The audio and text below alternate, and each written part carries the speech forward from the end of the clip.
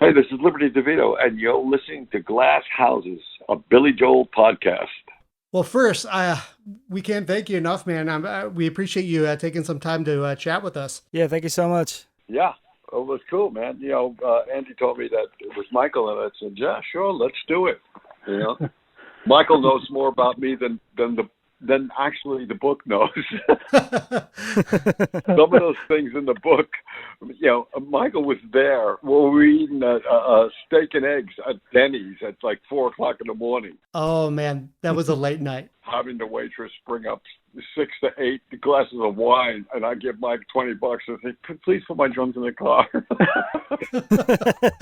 Oh, man, that was a rough night. I just remember, please don't puke in the car. Please don't puke in the car. Oh, gosh, that was horrible. That was after one of many Blackfin nights, if I remember correctly. Yep. Blackfin. Oh, my God, Blackfin. Is it still there? I didn't even know. It's funny. I actually looked it up not too long ago, and I think it's gone. Yeah. I'll have to ask Ricky Sylvia. Oh, yeah, he'd know. Yeah. Yeah, he would. So what do you want to know? Fortunately, we've had a little bit of time to both of us read the book, so we've really gotten to dig into it, which has been great. Cool. Yeah. Very cool. What prompted you to get into writing it in the first place? What made you start jotting this stuff down? Well, I started it when I finally, when me and Billy had the falling out. And I thought, I'm going to start writing stuff down, whether it was good or whether it was bad, Yeah. So I started writing things down, and then I thought, nobody was going to want to hear this. And I put it away. And every now and then I would take it back out again and write a little more. And then I'd tell somebody a story, and they would say, you should write a book. You got some good stories. And it was like, yeah, I would take it out. So that was like 16 years ago that it started. Mm-hmm. So then when I took it out and sent a couple of things to a friend of mine, and he said, wow, you got something really good here. And he said, this is really good. And he kind of put the chapters in order. And then when I looked at it, I thought, you know what? With age, you hopefully you get a little bit wiser and you get a little calmer. And I actually thought, let me retune this and try to see things from Billy's point of view and how he saw things. And, whether it be right or wrong, I just wanted to know how he saw it. Yeah. I kind of saw things from his position, and I saw the reason why I did certain things. So, it came out the way it did because of that extra looking into it, looking past my own ego and seeing why my ex-wife, wanted a divorce because, I was living in this bubble and my ego was huge and anything I did was right and everything she did was wrong, So it feels like you were finally able to step outside of it a bit and really look at it almost from an outside perspective. Yeah, well, the first stepping outside of it was being pushed outside of it, so there was a lot of anger there. Yeah. But then being out of it for a while, and then you realize, like, hey, I'm back to the life that I knew before the bubble was created, and I kind of like it. And let me see why everything happened around me while the bubble was going on. Sure. Do you remember what were some of the first stories you started writing down, like those first ones that prompted you to kind of document things? Oh, just angry ones, things that involved a lot of women and things that, involved drug stuff and just, dumb things that were done on the road, whether it be with me or anybody in the organization. So that was like, drummers and musicians, when they write their bios, they always write this garbage, about, I had sex with 9,000 girls. Yeah, okay, so it's been done before. That has been done.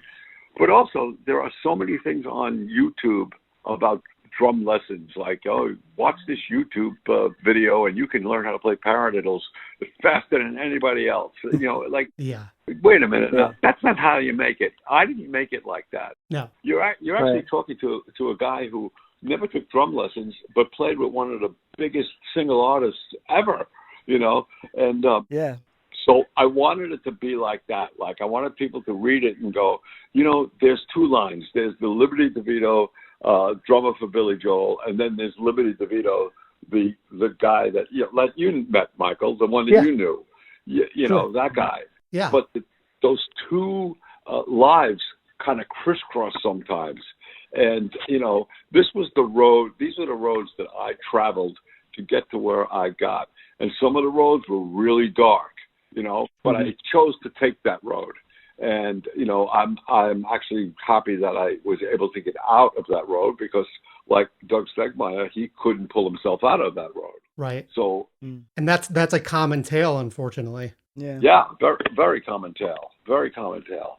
And, I was fortunate enough to get out of it. And I wanted people to know that if you go down that road, you can get out if you want to. Mm-hmm. And I tell you, reading through the book, I was so surprised with how much family history there was. That was such an interesting read. How was all of that documented over the years? Was it just stories, talked about, with your family, or how did all that come together? Because there was just such a wealth of information there. Well, I was fortunate enough that my father didn't pass away till he was 91 years old. Yeah. And my mother was 89 when she passed away. And I remember my Aunt Millie, who was the younger one than my father, she was alive too. So I was able to sit with a tape recorder with them and ask them questions and hear their stories, about the World War II, about living in Brooklyn, about, my aunt would always say, "Oh, your father, he was so bad when he was a kid," stuff like that. Yeah. And I still have those cassettes somewhere where I got them talking. And it was really, really good to get that documented because I wanted to know about my family. I wanted to know where my grandmother came from. I wanted to know how they got here. Mm-hmm. The fact that in the book where I learned, I was always told that my grandfather was so depressed when he came to America because he left his girlfriend at home in Italy and never saw her again. Well, then I looked up the ship, the manifest, and he was actually married. And when I told my father and my aunt, they were like, "There's no way he was married. That's a lie. The ship is lying." It's not lying.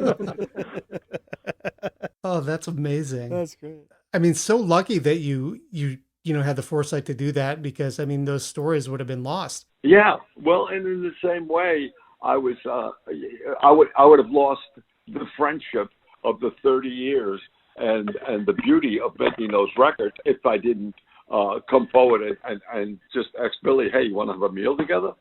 When I had first heard that, I had thought for years, I'm like, I would love to see the two of you play together again, and that would be amazing. But knowing what good friends you were at the core, to me, I was like, I just hope they're friends again at some point. So to hear that news was just amazing. Well, what happened? It was like we got myself, Russell Javers, and Richie Canada, along with the late Doug Stegmeyer, we got inducted into the Long Island Music Hall of Fame. Now, I was still angry at that point, and I said I wasn't going to go. As a matter of fact, a guy from the drum company that I was a good friend of mine, Joe Hibbs, he asked me, he said, "Are you sure you want to go back there?" Knowing the way I felt about it. Right. But seeing Richie and talking to Russell, I decided, okay, I'll do it. As a matter of fact, I sent somebody else to do the sound check. I wasn't even going to go to that. So I get there, and we're supposed to do one song. And the crowd went so crazy after we played the one song. And we ended up doing 5 tunes. So we thought, hey, why don't we do this for good? Let's take this on the road. There's a lot of tribute bands out there making a lot of money. We could, do this. We're the real guys that did it. So we got Dave Clark to do the piano part. And, we got the other guys in the band, Malcolm, Dennis, and Doug. And we started to travel the country. And I started to fall in love with the songs again. Because all I could do was remember the good times we had recording them, the great times we had on the road. The only thing that was missing was my friendship with Billy. Yeah. So, laying in bed one night after getting a knee operation, thinking my life is over, I thought, you know what? People are dying all around us. Yeah. We're losing friends all the time. we need to end this piano drum feud. Yep. And I wrote him an email. I sent him an email, and he responded. He goes, "Yeah, I was a little disappointed at the way it ended too." So that's how we got back together again. Wow, that's amazing. And I feel like when things are are at that level, when the corporation, so to speak, is so big, the chances of misunderstandings and miscommunications are just huge at that point. Well, that's what it was. It was, there's so many people around Billy. There's the rest of the band, there's the road crew, there's the management, there's so many people, and he trusts everybody to do and to that's working for him. So if one person that he trusts says something to him that isn't true about me, and he never comes to me to ask me if it's true, I don't know what happened, and he doesn't know if it's true or not. Right. So the worst mistake that I made was let my Sicilian temper flare up and say, screw him. I'm done with him too. If he's going to cut me off like that. What I should have done was gone to the front of his house and waited for him to come out his front door and said, "What's up? What did this happen?" Then I could have said, "No, that never happened. I never did that," but I did. Right. Yeah, it's great, but it's amazing that it just took that one email, and then you guys were able to reconnect. Yeah, one email. And, it was just great. We met for breakfast, and we just talked about, we didn't talk about anything from the past, like any bad stuff. We talked about who's still here with us and who has passed away, who is sick, and we were amazed that the two of us were still standing, yeah. We talked about our children. He has two younger children. Yep. One older. He's got Alexa, who's older, two younger children with a young wife. And I have three girls that are older with one daughter with my new wife. We have a lot in common. Even though we were apart for 16 years, we were still following that same path, That's amazing. Yeah. Yeah, it was pretty crazy. Pretty crazy. And so his reception, it sounds like, he must have been, regretting it for years as well, too, to come back to you so quickly to want to get together. Oh yeah. The email came back right away. Like, yeah, I'm into this. Yeah, I'm into having a meeting, so it was cool. Yeah, I think he was going through the same thing that I was. Like, it's really a shame that this happened. Wow, that's fantastic. And I tell you, it seems like the succession of the way things happen, it feels like that all had to happen to lead up to the two of you reconnecting, you rediscovering the music and what you loved about it. It all led up to it very naturally. Well, our lives, whatever somebody said happened, and the whole split of me and him, our lives were ran parallel. And right now, when we were sitting face to face at this breakfast table, our lives are great again. I mean, I have a great marriage and another new kid, and my girls are close to me now. The older girls. He's he's close to Alexa. He's got a great wife, and he's got these two little kids. And, it wasn't like I was there to get my gig back, and he wasn't there to say, okay, yeah, I'm going to go on tour again. You want to come with me? No, it wasn't that at all. No expectations. Yeah, right. It was like, how you doing? It's good to see you again. Like that kind of thing. That's so good to hear. Yeah, it's great to hear, too, that there wasn't a lot of rehashing of the past. You guys seemed to pick up where you left off. Yeah, it was pretty amazing. It was like there was no time went by when I was sitting across from him. Except he got a little shorter, and because he had his hips done. And, my knee, I couldn't bend it as much. Yeah. Little pisical parts have changed, but the rest of it was there. Yeah, it's kind of weird. I mean, just funny. I was amazed at how I could remember all those songs in the studio and how they went down. I sat down with a pencil and paper, and I actually tried to put myself back sitting on the drum stool in the studio when those songs were recorded. Right. Yeah, that's what I was actually wondering too. Did you go back and re-listen to the catalog at all to kind of take you back there, or was it just trying to put yourself mentally back into it? Oh yeah, I listened again. And I realized that's the first time I had ever listened to it was on a flight coming home from visiting my cousins in Sicily. And it's like an 8 to 10 hour flight, and You got time. I listen. Yeah, you got a lot of time, and so I listened to everything. That was the first time I realized, wow, we were really good. That was good. I never looked at us as that was really good. I just looked at it as like, wow, we're the luckiest guys on the planet, and we're doing something right. But it was like listening now, it's like, wow, that stuff was good. Like listening to Laura or the Night is Still Young or Until the Night or Easy Money. Wow. Right. And at one point, Richard Cannata sends me a live version of Worst Comes to Worst. We had done it at CW Post. That was like one of the first tours that we did. Worst Comes to Worst and Los Angelinos. And I had to run it back. I wrote back, who's that drummer? So like, wow, now I know why we got as big as we did. Holy cow. That was good. Oh yeah, even then, but with that, because that was a couple months before The Stranger, and it was already, Phil Ramone got it right. Yes, yeah. Phil Ramone figured it out when he said, I want you guys to be the rock and roll animals you are on stage when you come into the studio. So he got it. He definitely got it. And thank goodness. No kidding.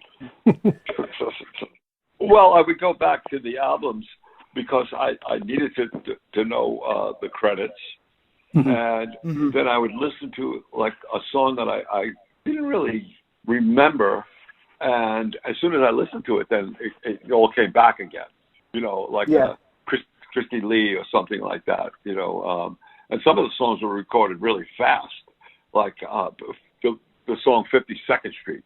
When I listened to it again, it's a really great sloppy track, and it made me remember that I think we just did it in one take.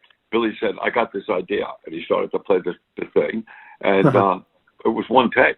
I could tell the way I'm playing the drums, like I'm really not sure where we're going. You're just kind of feeling your way through it as you're playing. Right. Yeah. Right. Yeah. So that was fun to do that. It was very interesting to do that. Was that towards the end of writing the book or towards the beginning? Yeah, that was towards the end, because there was some like unfinished sections there. That's why, like, there's one song, Surprises. I wrote No Surprise. No surprises. Yeah, because I really don't remember that one that well. It went by so fast. Yeah.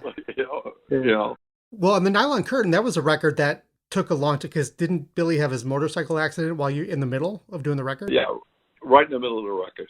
He had that motorcycle accident. That took a year to finish. Wow. Where Innocent Man took maybe 5 weeks to do the basic tracks, That's unheard of now. Oh, yeah. That, as a matter of fact, Billy walked up to me and said, and thought, this is going to be a bomb. It was so much fun to make. This is going to be a bomb.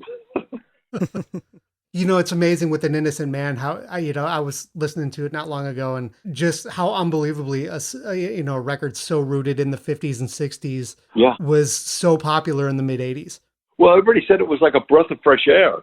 I don't remember what was out at the time, but, everyone was like, wow, this is really, you make a feel-good record, you know?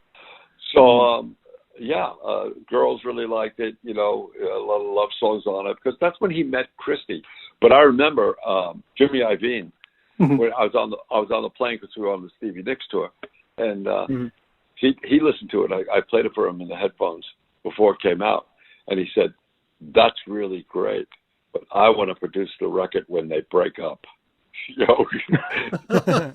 Right. And it's funny. It's like you can see, like on Stormfront, there was a hint. Something's coming. What's it called? State of Grace? State of Grace, yes. Oh, right. Yeah. There's a big hint that Billy and Christy are about to fall apart, So, and that's why I think he stopped writing songs. He didn't want to expose his life anymore. It's just too much for him. Yeah, that could be a delicate thing. Different songwriters have different schools and ways they do it. I've got a friend who's a songwriter in Nashville, and he's one of those guys who's like, yep, today I'm writing 3 songs with 2 different people. With Billy, it's, even the songs that aren't personal are very personal. And so I always got the feeling that it was like that process was always such a struggle. Yeah, well, watching him write Leningrad, he nailed it. It was exactly how he felt going to Russia. It wasn't about like how cruel. It was about this guy Victor that he had met, what he went through in life, and Billy, what he went through in life, and how we were enemies for the longest time until we met face to face. There we were, and we realized, wow, it's nothing like we thought it was, You grew up thinking that Russia is the enemy, and no, it's the governments that hate each other. These people are great. Exactly. It's like that with everybody.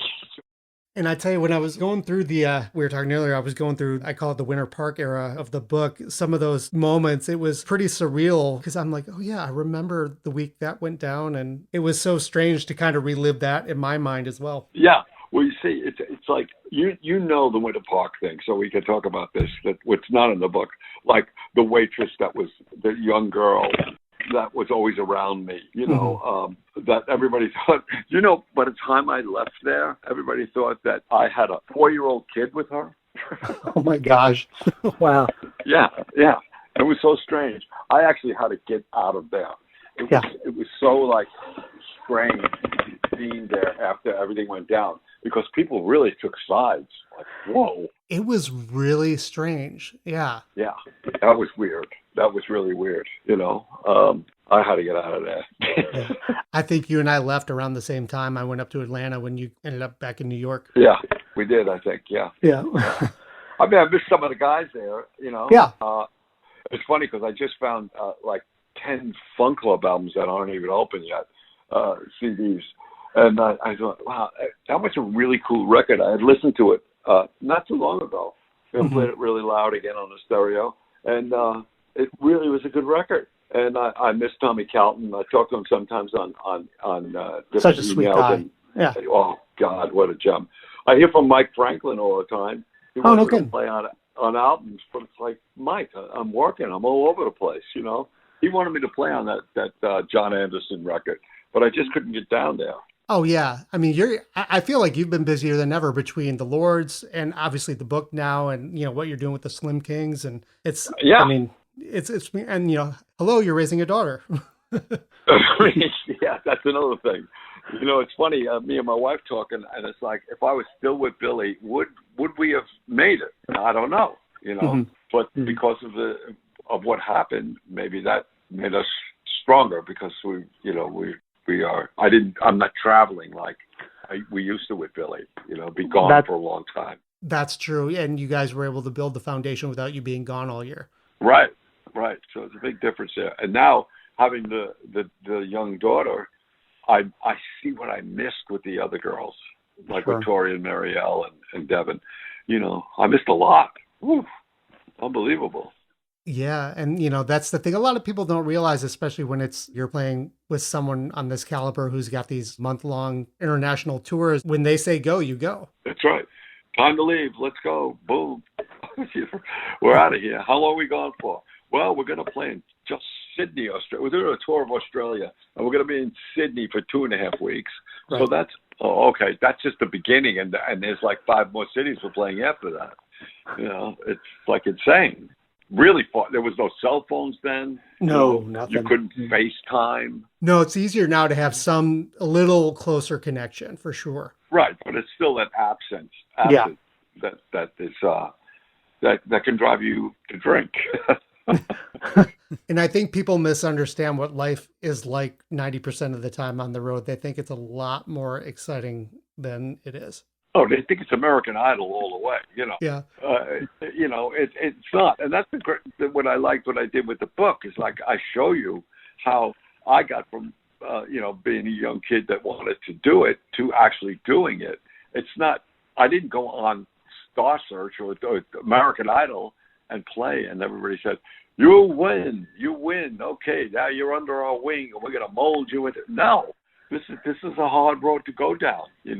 It's such a shame, and I feel because I mean it's so different than it was even 10 years ago because the whole path of even selling records is gone. Tell me about it.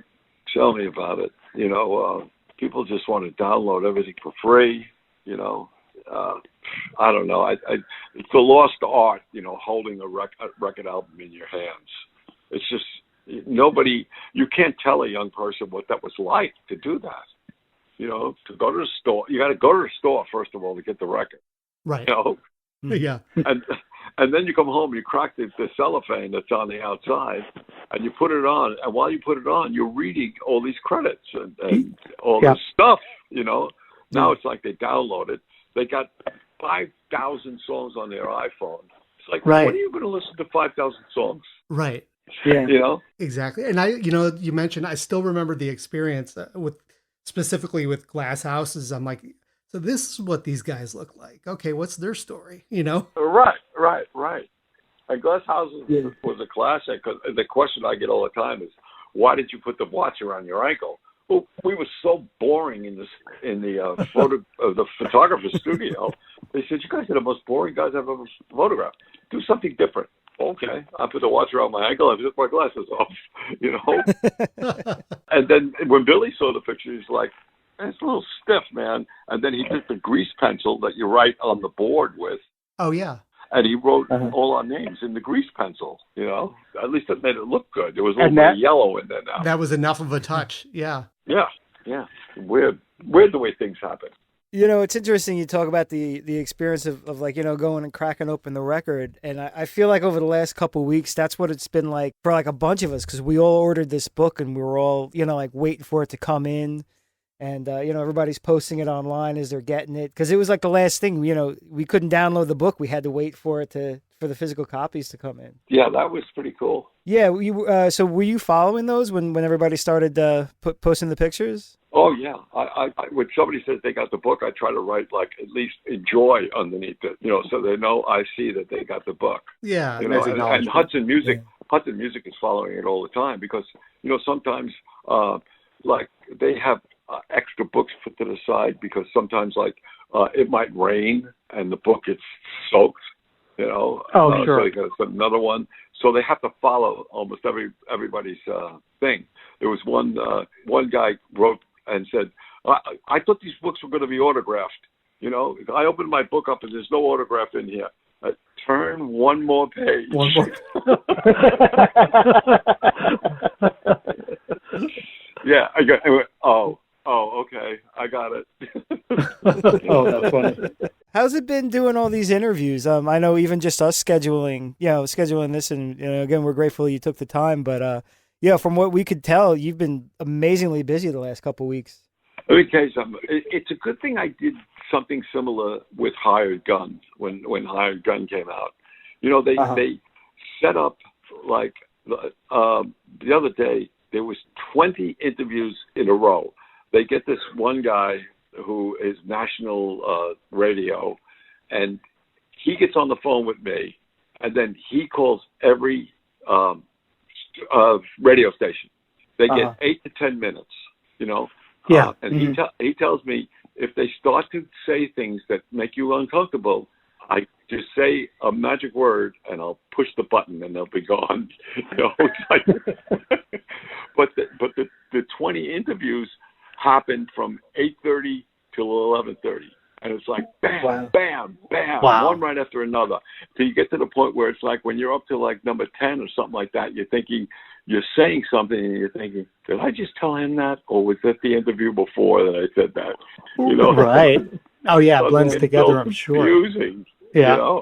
It's crazy. But this was good. You wanted to do it at night, and that Anna is putting the baby to bed.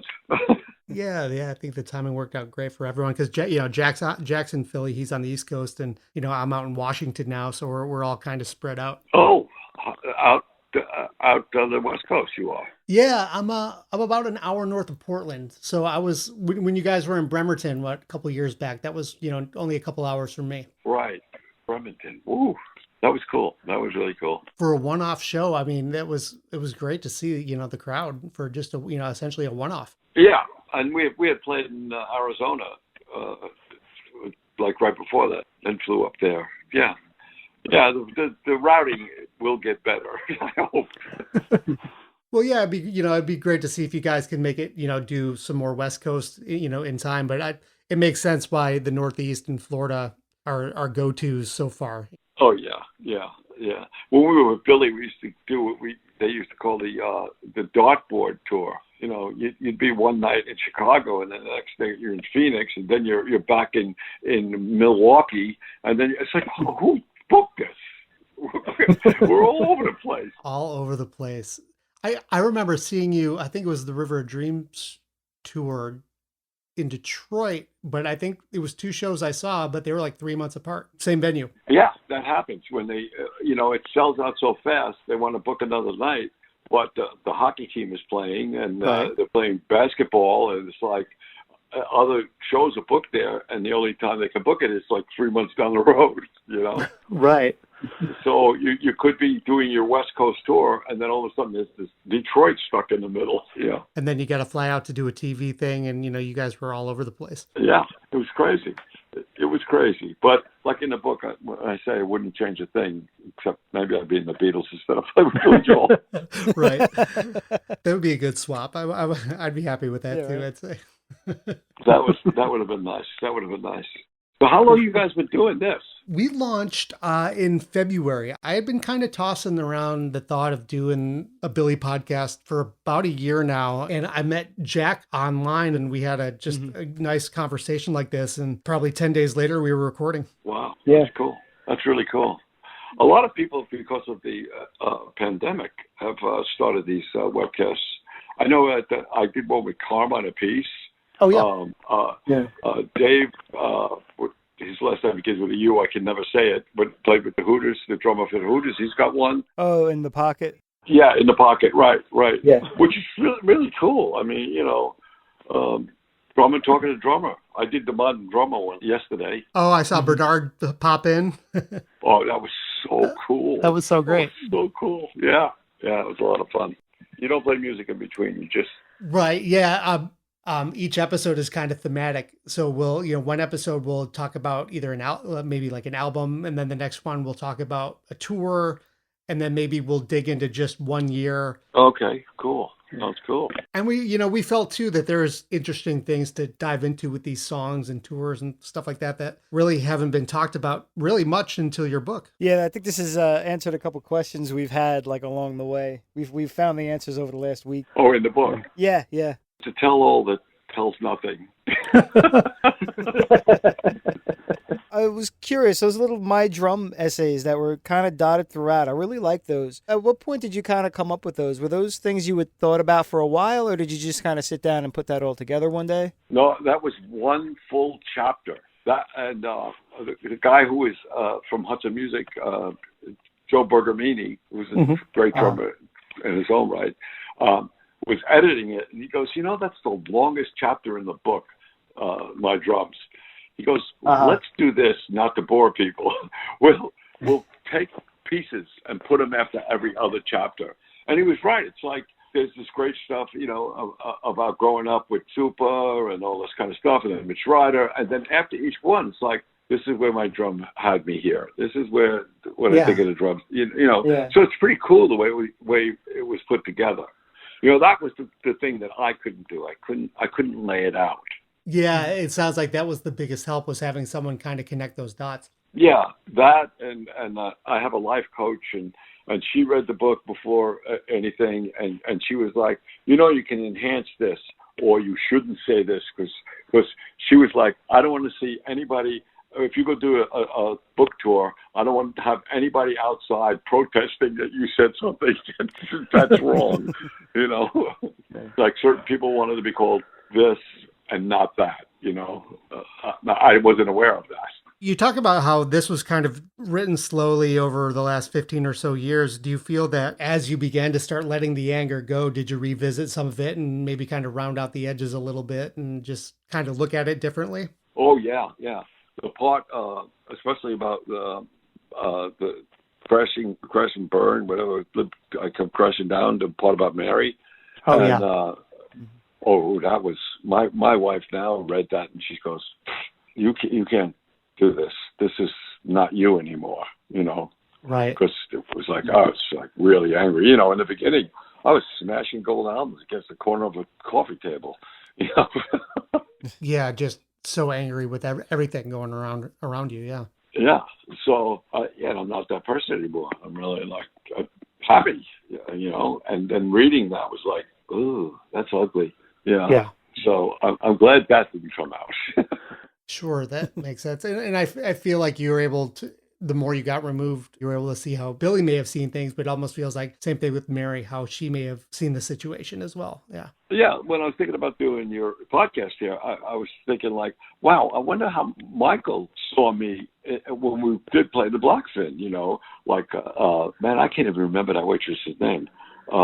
She would just walk up at the end when the band was done, boom, Yep. with all those glasses of wine on the tray. Here you Like- go. With it, like you could set a timer to it. Yeah. Yeah, and you were standing there knowing that, like, okay, he's probably going to do the same thing he does all the time. He's going to say, "Could you put my clothes in the car?" And then we all go back to his house because his wife is up in Michigan, and Yeah, it was a crazy time. That Blackfin scene was something. It was very different than when you were doing a festival or a club gig. Something about that particular venue. yeah, because you had Doug in the fun club trying to pass a stone and getting pissed at Larry and pinning him against the wall by the neck. I've never seen something like that. And again, that's probably one of my strongest memories about those shows was. Unbelievable. That was unbelievable. What a shocker that was. So Jack, you don't know this story, but what happened is, you know how, with the Russian thing, it's like the subtext of you could tell tensions were building and Billy was getting frustrated. Well, something similar, but except instead of trashing a keyboard, it was another guy in the band. Oh, geez. Grabbed him by the neck. What happened was Doug was singing one of the songs, and Larry kept yelling, "It doesn't go like that. It doesn't go like that." And meanwhile, Doug is trying to pass a stone. So the song is over. Boom. Right across the stage. Now, Doug, he has Larry up against the wall off his feet. Oh yeah. Boy. In 2 seconds. 2 seconds. And this is on stage. Downbeat of the song at the end. Yeah. Oh, wow. That was so great. He charges, right across, because they were on opposite sides of the stage. And it was more of a disbelief. Is like, is this really happening right now? Right. It was so great. We survived. We did, and had some stories to tell about it. That's for sure. Yeah. That was a fun record, though. I was trying to remember. Do you recall how the transition happened between the original Funk Club lineup and then when Kyle came into the fold, and it shifted for a bit? Yeah. Well, Doug said he had a friend that sang. Doug didn't want to sing every song. I didn't sing. Larry didn't sing. Tommy didn't sing for sure. Right. Yeah. The horns could only come in when they were around because they were working all the time. Yep. And so Doug thought he'd bring in Kyle. What band did Kyle play with? Remember? The Producers. The Producers, right? Yep. Right. Well, we used Kyle a couple of times in Big People after Ben passed away. Oh, sure. Yeah, because he's a bass player too. Yeah. Yeah, which it was cool. I see him now on Facebook, Kyle. Yeah. Yeah. He lives out somewhere by you or something out there, out west. Oh, okay. Yeah. The Billy tours were kind of getting less and less. It was just a lot of uncertainty going on then. Yeah, we were only going out 10 weeks without 10 weeks a year, Yep. and that was it. Yeah. So there was a lot of time to hang out, in that on Park Avenue where there were 3 bars there. They called it the Bermuda Triangle. When you get caught in there, it was like, whoa, and I can remember going there with, Bob Langford and, and whoa, where am I? Yeah. Oh, But, my goodness. but that's what it's about. I mean, having that problem, substance abuse and Yeah. realizing it and getting out of it, luckily. Yeah, that's very fortunate. There was a lot that didn't last as a result of it, but you're still with us. You're alive and you're thriving now. Yeah. So. Yeah. Well, that road, we went down that road, I realized not a good one. It seems we all go down a dark road at one time in our life and then realize, whoa, I better back out of this, Yeah. Sometimes it's too late for some people, though. Yeah, that's true. Whether, the situation with Doug but you also see guys who are still technically around who are just, they're never going to climb out of it. No, never. They get caught in that trap, and there they are. So everybody buy the book.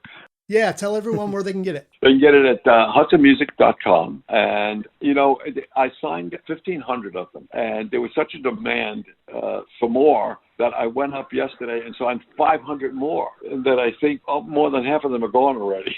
So if you want one that I signed, you better hurry up and go to hudsonmusic.com and get one. Wow. And you can get it at Amazon. And I think today is the day it's been released. And it should probably be in the stores really soon. And so everyone, if you happen to miss out on a signed copy, but do still buy it, bring it to a Lord show or a Slim King show and come say hi to them, right? Yeah. We're doing a show July 22nd in Deer Park in a parking lot. A Lord show? Yeah. They set it up now where you go in your car and you can put on the radio, a radio station broadcast it. You see us playing live. And you can listen to it over the radio. But the restrictions are we're the only ones that are going to be backstage, probably wearing masks. Yeah. And then there's no meet and greet for a little while. Sure. So, if somebody has a book and they can get it to Andy and Andy could bring it back, I'll gladly sign it, Yeah, there you go. Yeah, I tell you, that's an interesting point. I wouldn't mind asking you really quick is of any industry, the touring industry has taken probably one of the biggest jolts because of all of this, Oh my goodness, yes.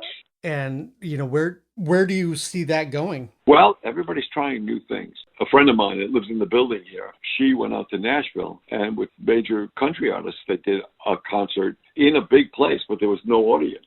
And they filmed it. It was on TV. Oh, wow. That will happen with the really big acts.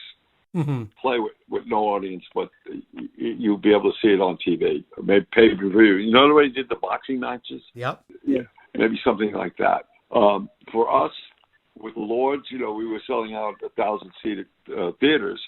They'll do big parking lot and drive-in shows where people are practicing the distance thing, but in their cars.